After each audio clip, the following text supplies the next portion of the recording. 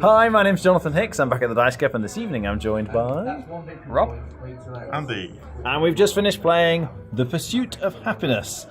Now, this is real life of the game. So it's a kind of action point system. So you have a number of these time markers, and each one of these effectively lets you take an action. And the game begins with you as teenagers, and each round it advances through adulthood and then old age until eventually you die. So each round of the game, you can take a bunch of different actions by sticking one of your time markers on one of these spaces here. So you can get one of the various different types of resources. So you can have knowledge. If you study, you get knowledge. You can play, which gives you the light bulbs. You can interact, which gets you sort of relationships. And you can get money as well. We've got coins here. You can get money in various ways. So for example, if you did a temp job, that gives you 3 coins. And then you can spend your money. Now there's going to be cards out here. So these green ones along here, you could buy a tennis court, which costs lots of money, or a video game collection, or a TV. And with most of these things, there's some kind of cost. So you pay the money, and then you get the resources. So this gets you some entertainment and makes you temporarily happy. There's a short-term happiness track, so you could go up one on here, which has various bonuses that help you throughout the game. And also, this reduces your stress. There's a stress track here, so you could move down one space on the stress track. If you're very relaxed and not stressed, you actually get extra actions for future turns. But as you get more stress to each of your actions, and if you get too stressed, if you go beyond the red point, you just die early from the stress. You have a heart attack or something, so beware of that. You can also start projects. So there's various projects you can pick. So you could develop an invention, for example, or have a bake sale, or start a magazine. And again, you have to pay the cost down the left here, the resources, and then you're going to get the things on the right. Now, the ultimate objective, I should say, of this game is you're going for what they call long-term happiness, but it's the stars, essentially, so you can think of them as victory points. And there's a victory point track around the end of the game. Whoever has the most victory points at the end will be the winner.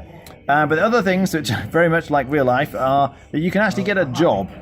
So jobs require you to pay in knowledge or relationship skills or whatever it is, and time, and then they'll give you money each round. So there's a kind of one-off bonus when you first get the job, but there's an upkeep every round where you're going to get money, hopefully.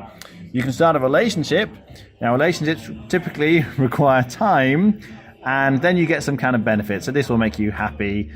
This one will give you long-term happiness. So you can kind of upgrade your relationship, I suppose, is the way I was thinking of it. So you start off by dating them, then you can have a relationship, and eventually you can raise a family. There are similar things with the job, I should mention, so you can get a promotion, for example, which will then mean you get better stuff from it. You can work overtime as well, which takes more time and gives you stress, but gives you some benefits for that. So you're picking the actions.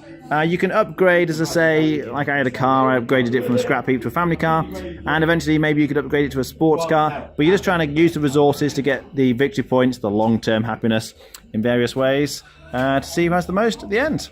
All right, what do we think? I really like it. I like the theme. I think thematically everything works very well because you're trying to balance your income from your job with your relationships and your hobbies and your projects and just living life, basically. But the only thing I don't like is some of the projects, the health projects, the jogging, for example, gives you a heart, which reduces your stress a lot because obviously you're a lot fitter, you're going to live longer, which means you get an extra turn at the end of the game, which can get you some points, obviously. But yeah, there's not many of those hearts in the game. If you happen to get one, then you're going to get a big advantage. But apart from that, it's good. Okay. Andy? Yeah, also quite like the theme. The theme's great. Graphic design's good as well. Rules seems a bit spotty. It's like we had a lot of questions in this game. I'd like to play it again with knowing how some of it is meant to be played. Because some of the activity cards feel like the one shot, but they can be upgraded. But you can't go backwards and do earlier activities, which seems a bit thematically strange. But other than that, yeah, I think it's quite a nice game. It is a bit of a juggling act. I'm not sure about long-term replayability. All games might go down the same route every time once you've played it a few times, but I'd be quite happy to give it another go, especially with some rules clarifications. Okay, rating out of 10? I'd probably give this about a 7. Okay. Rob? That was my worst teaching job I've ever done, teaching the game, but I'll give it a 7 as well. Okay. the theme of this game is definitely its strongest aspect. It really hangs together very well. The idea of getting stressed, I didn't mention, but if you want to, you can take on a second girlfriend, but this increases your stress significantly. You can also take on a second job, for example, and again, all these different things will add to your stress. So it does feel very much like real life. You've got to make sure you've got enough money to pay for all these different activities that you want to do in your life. So that all hangs together very well. As Andy was saying, it feels like it could do with a bit of streamlining. Quite a lot of the time, it wasn't immediately clear looking at the cards, how they worked and all the rest of it. Once you know what you're doing, I think it's fine.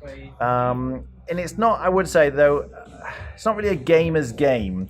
It's not the kind of game you play to maximize your actions and do the best you can. It's you kind of role playing. I think that's where a lot of the fun comes from it, because you can go, oh, I'm going to be a sumo wrestler, or I'm going to become an artist, or whatever it is, and you can just have fun picking all the different roles and seeing what happens, really. So if you play it in that way, I think this can be quite a bit of fun. I'd be on 7 out of 10, I think. All right, thanks for watching. That was The Pursuit of Happiness.